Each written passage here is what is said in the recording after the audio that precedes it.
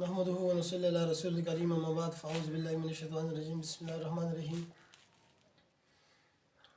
د شرک اقسام مونږ شروع کړي وو چې یو به ذکر کوو چې شرک څه شی دی.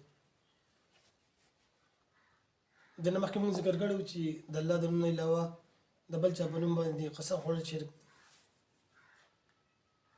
قرآن شریف الله وایي لا يدخلون الجنة حتى يلج الجمل في سم الخياط.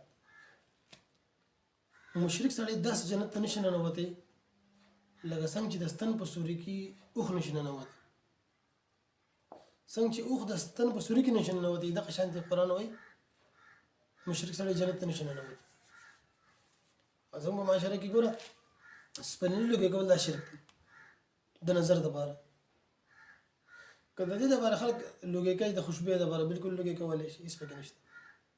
خو که د دې دپاره لوګي کوي چې دا نظر لري که دا شرک نظر پاڼه لوګي کوي د نظر دپاره دا شرک. که د لارو کوڅو کې ښځلې خلک اکثر راغونډۍ په کور کې لوګي کوي د نظر دپاره دا شرک. او شیخ عبدالقادر جیلاني رحمت الله علیه فرمایي وایي د الله نه علاوه چې ستا په بل کم څیز باندې هم عقیده جوړه شوه چې دا ما حق کوي په هو اله که بس دغه بیا ستا رب دی. که ته وایي چې د بابا کاڼي رالم په ځان پورې مه کوم او زه ورسره ټیک کېږم دا ستا رب دی. که ته وایي چې مثلا که سپرلي زما نه نظر لري کوي زه سره ټیک کېږم دا ستا رب دی. نه لوګي نظر لري کولی شي نه نظر پاڼه لري کولی شي نه سپرلي لري کولی شي. دا خبره همیشه ساتل پکار دي. دا د آتش پرستو عمل دی کوم دی چې الله رب العزت ابراهیم علیه السلام را لېږلی.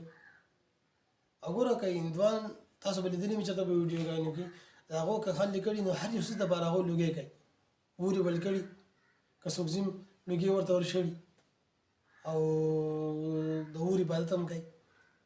نو دا د هندوانو طریقې دي د مسلمانانو په طریقه کې دا نشته. تاریخ وګورئ په دې خبره باندې نو چېرته به هم تاسو ته دا خبره میلاو نه